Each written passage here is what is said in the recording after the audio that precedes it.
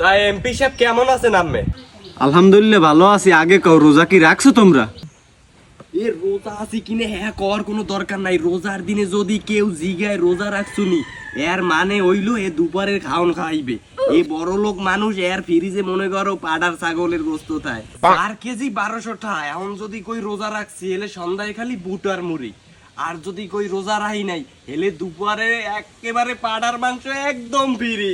না এমপি সাহেব আমরা রোজা রাখিনি, আমরা আমাকে দুপুরের ভাত রেডি করেন। আচ্ছা দাঁড়াও বাজান, তুমি কিছু কবা? আব্বা 10 টাকা দেন। 10টা টাকা দিয়ে তুমি কি করবা? আব্বা আমি 10 টাকা দিয়ে কুলি পিঠে খাবো। কেন, তুই আজকে রোজা রাখো নাই? না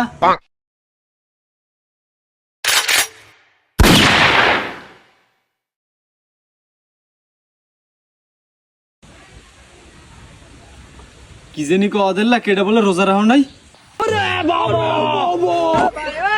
আস্তাগফিরুল্লাহ, নাউজুবিল্লাহ। রমজান মাসে যারা রোজা রাখে না ওরা তো মুসলিমের কাতারেই পড়ে না। ওকে উপর আল্লাহর গজব না দিল।